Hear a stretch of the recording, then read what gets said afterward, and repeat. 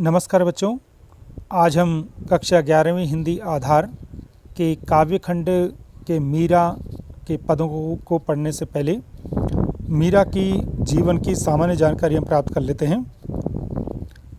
कवि का परिचय प्रश्न पत्र में नहीं आता है, लेकिन ये पढ़ना इसलिए आवश्यक है क्योंकि एक तो लेखक, लेखिका या कवि, कवयित्री के बारे में हमें पूरी जानकारी मिल जाती है। दूसरा, उसका दृष्टिकोण हमें पता चल जाता है कि उनका नज़रिया क्या है, और जब हमें किसी का नज़रिया या दृष्टिकोण पता चल जाता है तो फिर हमें उनकी पंक्तियों का अर्थ भी समझने में बड़ी आसानी हो जाती है। तो हम शुरू करते हैं मीराबाई के सामान्य परिचय को।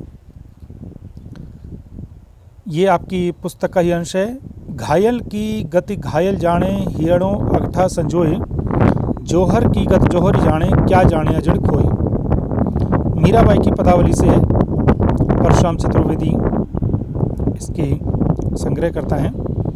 तो वहाँ पर मीराबाई ये कहती है कि जो घायल है उसकी गति को, उसकी स्थिति को घायल ही जानता है, और जो जौहर ये होता है, जो जौहर करता है, उसकी गति भी जौहर करने वाले को ही पता होती है और अन्य लोग उसके बारे में नहीं जान सकते। तो मीराबाई के जीवन चरित्र को हम जब पढ़ते हैं तो मीराबाई का जन्म सन 1498 में कुड़की गांव, मारवाड़ रियासत अर्थात राजस्थान में हुआ, जो कि इस समय पाली जिला में है। प्रमुख रचनाएं इनकी मीरा पदावली, नरसिंह माहेरो, ये इनकी मुख्य रचना है। मृत्यु उनकी सन 1546 में हुई, अर्थात 50 साल की उम्र में। मीरा सगुण धारा की महत्वपूर्ण भक्त कवयित्री थी। अब ये शब्द क्या है बच्चे? सगुण धारा। आपको जानकारी के लिए बताऊं कि हिंदी का जो साहित्य का काल विभाजन है वो आचार्य रामचंद्र शुक्ल जी का ही सबसे ज़्यादा प्रामाणिक है। तो वहाँ पर वो मानते हैं कि 1375 संवत से, संवत मतलब जब आप 57 साल घटा देंगे तो सन में बदल जाएगा, तो उस संवत में भक्ति धारा चली, जिसको हम भक्ति काल के नाम से कहते हैं।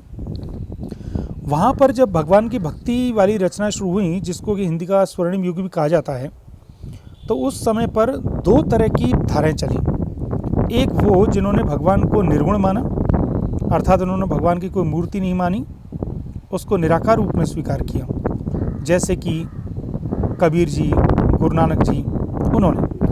और दूसरी तरफ धारा चली सगुण धारा, जिसको साकार धारा भी कह सकते हैं, जिन्होंने परमात्मा की भक्ति तो की, लेकिन उसकी एक आकार के रूप में की, एक गुण के रूप में की, एक मूर्ति के रूप में की। तो इसमें मीराबाई, जिन्होंने कृष्ण जी को आधार माना, तुलसीदास जिन्होंने राम को माना, सूरदास जिन्होंने कृष्ण को माना, तो ये उस धारा की महत्वपूर्ण कवयित्री थी।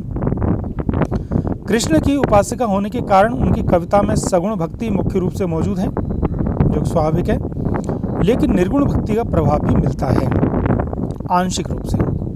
संत कवि रैदास उनके गुरु माने जाते थे। तो मीराबाई के गुरु कौन है? रैदास जी।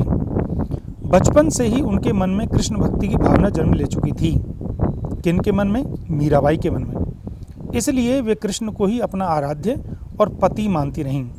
आराध्य मतलब पूजा का केंद्र बिंदु, और पति का अर्थ है रक्षक, एक आराध्य ईश्वर।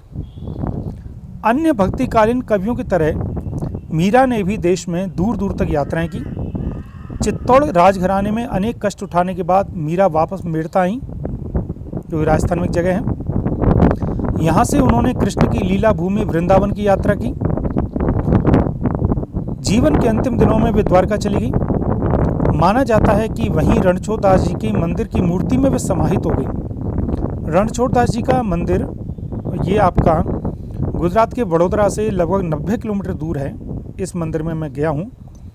कृष्ण जी का ही एक दूसरा नाम है रणछोड़ दास जी, क्योंकि उन्होंने रण एक बार छोड़ा था और उसके बाद वो द्वारका चले गए थे। उन्होंने लोकलाज और कुल की मर्यादा के नाम पर लगाए गए सामाजिक और वैचारिक बंधनों का हमेशा विरोध किया।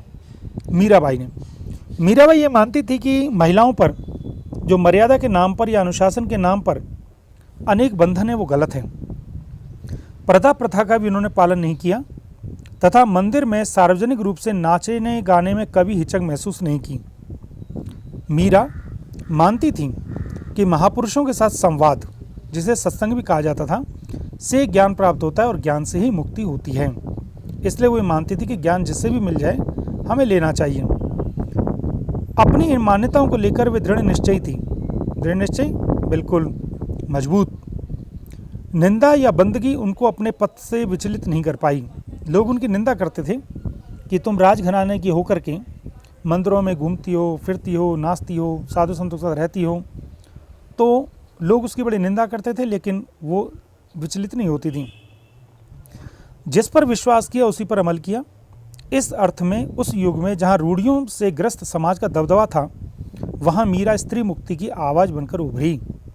तो मीराबाई जो है अपने पदों के माध्यम से एक आवाज़ देती हैं कि जिसमें स्त्रियों के आज़ाद होने की ध्वनि निकलती है। आप जानते हैं कि स्त्रियों की जो स्थिति है आज भी इतनी अच्छी नहीं है, तो आज से 600 साल पहले, लगभग 600 साल पहले तो क्या स्थिति और ख़राब होगी। मीरा की कविता में प्रेम की गंभीर अभिव्यंजना है, अभिव्यक्ति है। उसमें विरह की वेदना है और मिलन का उल्लास भी है। मतलब विरह, अलग होने का कष्ट भी है क्योंकि वो कृष्ण जी से नहीं मिल पाई, और उन्हें में उल्लास भी है कि मुझे मिलेंगे। मीरा की कविता का प्रधान गुण सादगी और सरलता है। वो ज़्यादा शब्दों का आडंबर नहीं रखती। कला का अभाव ही उनकी सबसे बड़ी कला है। उन्होंने मुक्तक गेय पदों की रचना की। मुक्तक गेय, मुक्त मतलब जिसमें छंद ताल के ज़्यादा ध्यान नहीं रखा जाता। लोक संगीत और शास्त्रीय संगीत दोनों क्षेत्रों में उनके पद आज भी लोकप्रिय हैं। उनकी भाषा मूलतः राजस्थानी है तथा कहीं कहीं ब्रजभाषा का प्रभाव है। उनकी भाषा में आपको राजस्थानी और ब्रजभाषा दोनों मिलेंगे, क्योंकि वो पहले राजस्थान की थी, बाद में ब्रज में आई थी। कृष्ण के प्रेम की दीवानी मीरा पर सूफियों के प्रभाव को भी देखा जा सकता है, क्योंकि उस समय कहीं ना कहीं सूफियों का प्रभाव भी ज़्यादा था। क्योंकि आप जानते हैं उस समय मलिक मोहम्मद जायसी भी चल रहे थे, जिनकी पद्मावत काफ़ी प्रसिद्ध है, जो कि निराकार ईश्वर को मानते थे। मीरा की कविता के मूल में दर्द है। वो बार बार कहती हैं कि मेरे दर्द को पहचानता नहीं, कोई भी नहीं पहचानता है, न शत्रु है न मित्र, कोई नहीं पहचानता। यहाँ प्रस्तुत पहले पद में मीरा ने कृष्ण से अपनी अनन्यता व्यक्त की है, मतलब कि वो और कृष्ण एक ही हैं, तथा व्यर्थ के कार्यों में व्यस्त लोगों के प्रति दुख प्रकट किया है। जो कि संसार में ही व्यस्त रहते हैं, उनके प्रति मीरा दुख प्रकट करती हैं कि ये अपने अनमोल जीवन को व्यर्थ में गंवा रहे हैं। और दूसरे पद में प्रेम रस में डूबी हुई मीरा सभी रीति रिवाजों और बंधनों से मुक्त होने और गिरिधर के स्नेह के कारण अमर होने की बात कर रही हैं। गिरिधर कृष्ण जी, क्योंकि उन्होंने गोवर्धन नाम के गिरी को उठाया था, इसलिए उनको गिरिधर कहते, धारण किया था। दोनों पद नरोत्तम दास स्वामी द्वारा संकलित संपादित मीरा मुक्तावली से लिए गए हैं। तो कुछ पॉइंट जो मीराबाई के जीवन के बारे में वो मैंने आपको यहाँ पर स्पष्ट किए हैं, और हम थोड़ा संक्षेप में देखते हैं मीराबाई को। इनका जन्म देखिए कुड़की गांव में हुआ था, जो कि पाली में इस समय राजस्थान में है, और सन 1498 में इनकी मृत्यु हुई। 1498 में इनका जन्म हुआ। मृत्यु उनकी 1546 में हुई। रणछोड़दास मूर्ति में समा गई थी। ये सगुण भक्ति काव्यधारा की लेखिका हैं। यहाँ पर 1548 होगा। संत कवि रैदास इनके गुरु हैं। कृष्ण को पति के रूप में स्वीकार करती थी। पति का एक अर्थ रक्षक भी होता है। इनकी राजस्थानी मिश्रित गुजराती भाषा है, दोनों तरह की भाषाओं के इसमें मेल हैं। 1516 में राणा सांगा के पुत्र भोजराज से विवाह पर भक्ति के कारण इनका परिवार नाराज हो गया था, इनका ससुराल नाराज हो गया था। और बाद में जब उनके पति की भी मृत्यु हो गई तो ये कृष्ण भक्ति में और ज़्यादा लीन हो गई, तो उनके ससुर जी को अच्छा नहीं लगा, तो उन्होंने विश्व इनको भिजवाया, जिनको उन्होंने शहर शहर स्वीकार किया। और मीरा पदावली, नरसिंहजीरो, माहिरो रचना इनकी रचना है। इन्होंने लोकलाज और मर्यादा के नाम पर लगाए गए सामाजिक और वैचारिक बंधनों का विरोध किया, जो कि हम पहले पढ़ चुके हैं। सती प्रथा एवं पर्दा प्रथा का भी इन्होंने विरोध किया। उस समय नारियों को मजबूर किया जाता था तुम पर्दा में रहो या पति के मरने पर स्वयं भी चिता में जलो, पर इन्होंने इसका विरोध किया। सत्संग मंदिर में नृत्य की पाबंदी जैसी तत्कालीन सामाजिक मान्यता का उन्होंने विरोध किया। उस समय कहा जाता था कि नारियां जो हैं सत्संग में नहीं जाएंगी क्योंकि वहाँ पुरुष होते हैं, मंदिर में नृत्य नहीं करेंगे, लेकिन उन्होंने उसका विरोध किया। भले इसके लिए इन्हें कितना अपमान सहना पड़ा, विष का प्याला भी पीना पड़ा। नारी चेतना का ये प्रतीक है, स्त्री मुक्ति की आवाज़ है, प्रेम की गंभीर व्यंजना इन्होंने स्पष्ट की है। तो मीरा के जीवन के बारे में संक्षिप्त रूप से इतना ही, और मुझे उम्मीद है आपको समझ में आया होगा। बहुत बहुत धन्यवाद।